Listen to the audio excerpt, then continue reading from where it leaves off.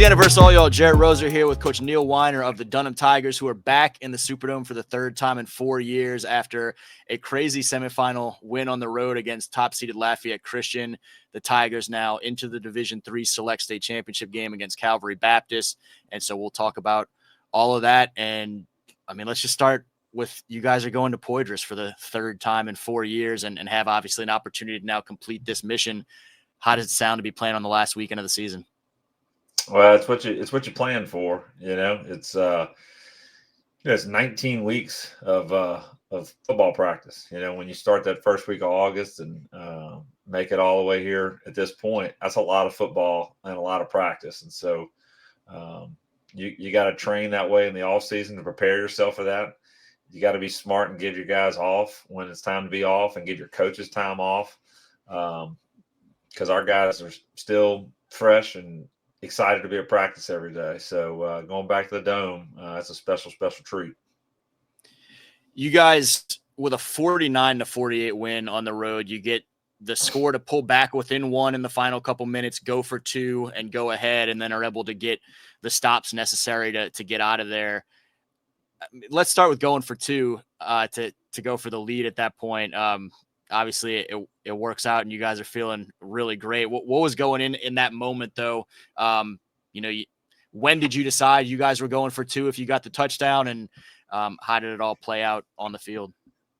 Yeah, after we tied it up on the possession before, so whatever that made it, 41-41, I had already decided, like, we're going for two on our next touchdown. Enough of all this. And seriously, I think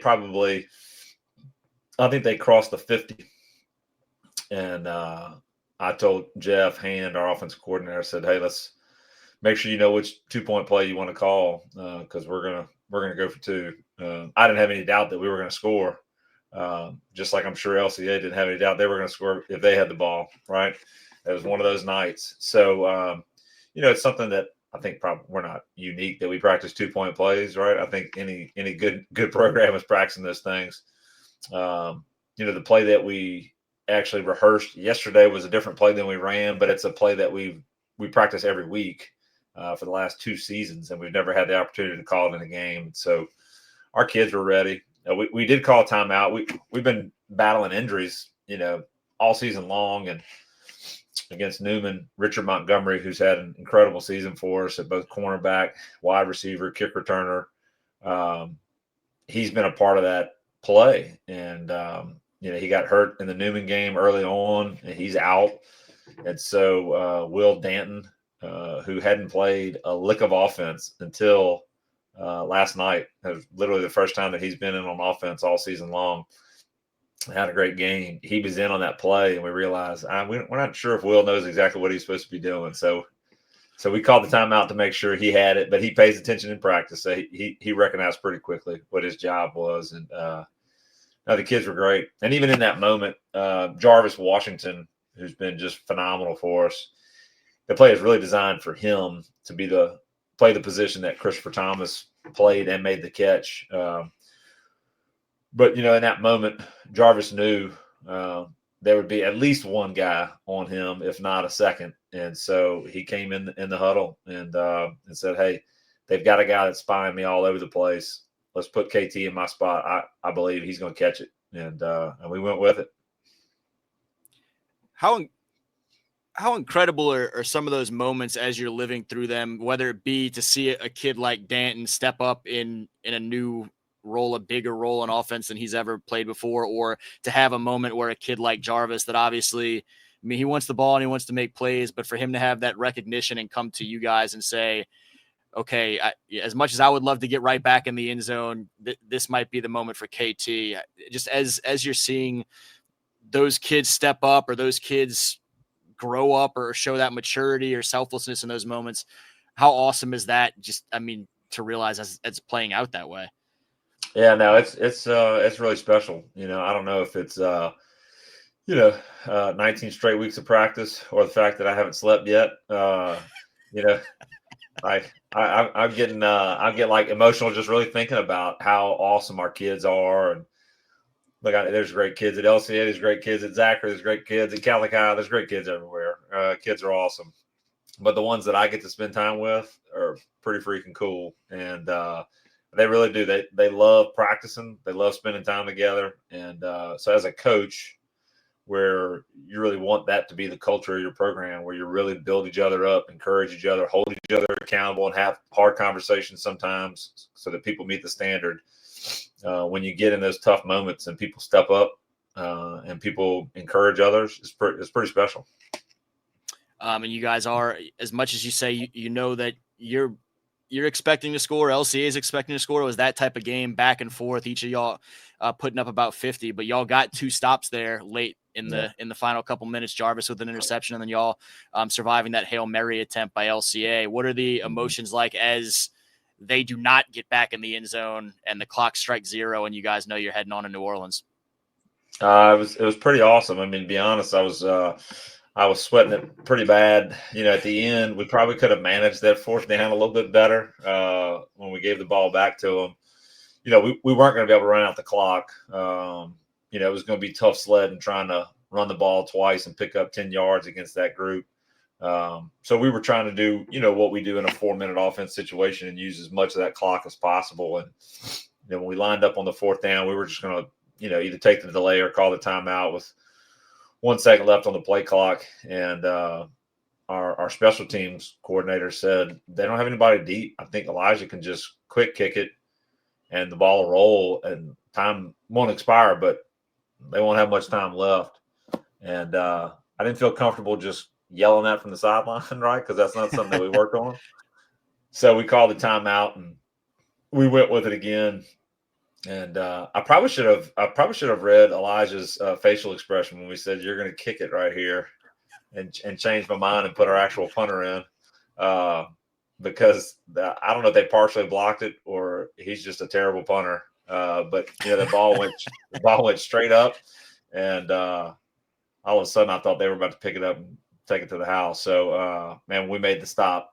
I was obviously pretty elated. Took a little of the pressure off of me, but I was so excited for our kids. It was awesome.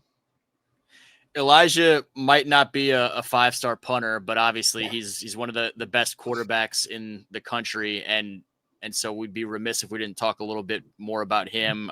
Looking at some stats, it looked like he had another pretty efficient night and up around 350 yards passing for the night is what I saw in one of the stories.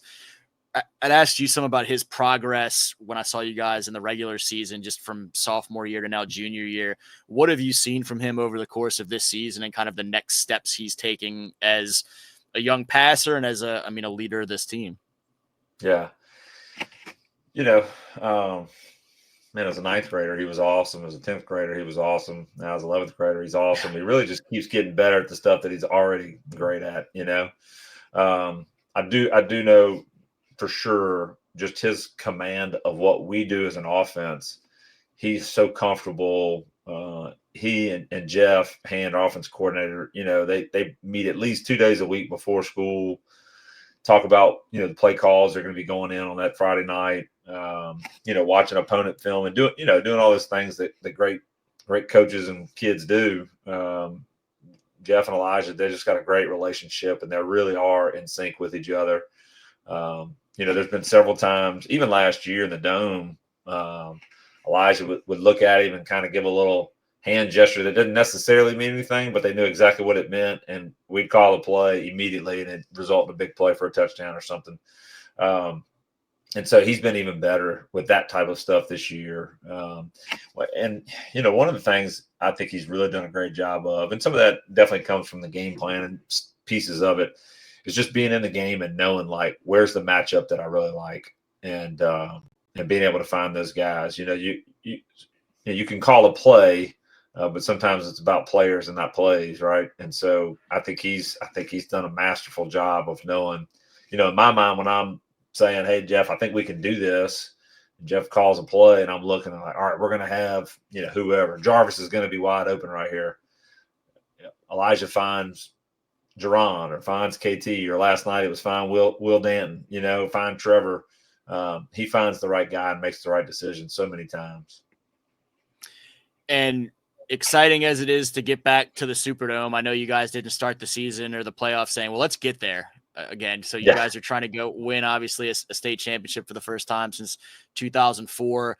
The Calvary team that's awaiting y'all is a much different looking team from this LCA team. This isn't one of the old Calvary, I mean, up and down the field with offensive weapons all over the place. The defense has been great. The running game has been really solid for those guys. I mean, whether it be the early look at that matchup or just you looking at your team and what it's going to take to get over that final hump now later on this week, what needs to happen this week? What do you guys need to do to be hoisting the big trophy at the end of it all?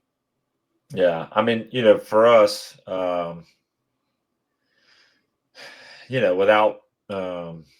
with all respect to everybody that we play, the way that we prepared for LCA, the way that we're going to prepare this week for Calvary, the same way we prepare for Slaughter Charter or Northeast or Capital. I mean, our focus is always on how can we become better football players every single day. And I mean, I know that's a cliche thing. I mean, I really do, but it is something that we truly talk about. And I believe that our kids understand that. And I think that's kind of I tell them that's kind of the secret sauce. Some people say it and don't believe it. You guys believe it.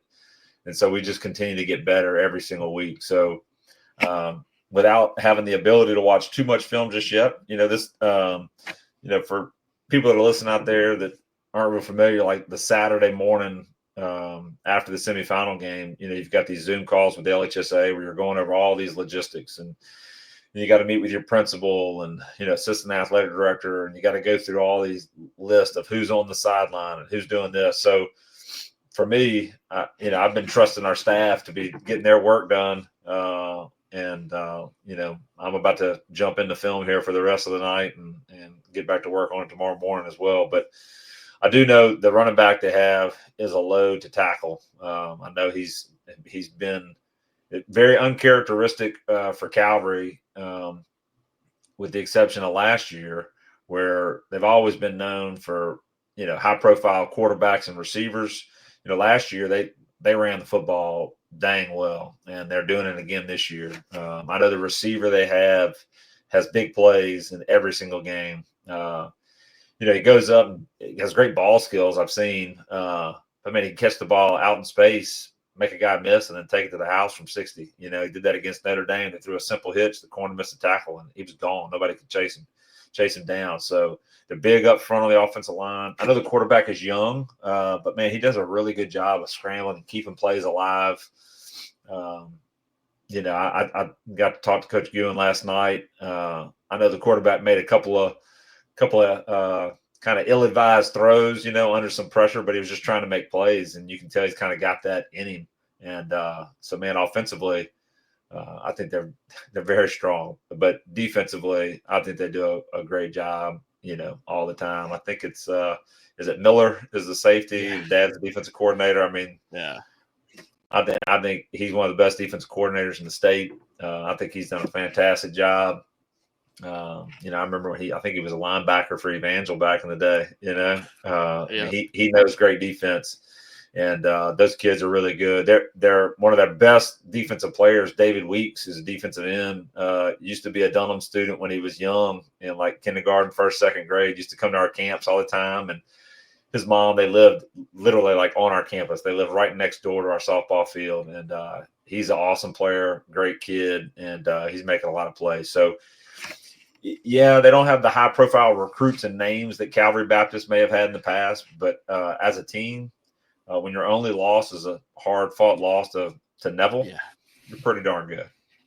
No doubt. It should be a great matchup on Thursday night, scheduled for 7, but as folks that have been in the Dome before know, it may be a little bit later than that. But Division III select matchup between the Dunham Tigers and the Calvary Baptist Cavaliers. Coach, I'll let you get back to film and everything, but I appreciate you taking some time, man. Yeah, absolutely. Appreciate you, Jared. Appreciate you always, covering our kids in Louisiana, man. Yeah, it's a pleasure. Again, he's Coach Neil Weiner of the Dunham Tigers for Louisiana versus Jet Roser. Thank y'all for checking it out.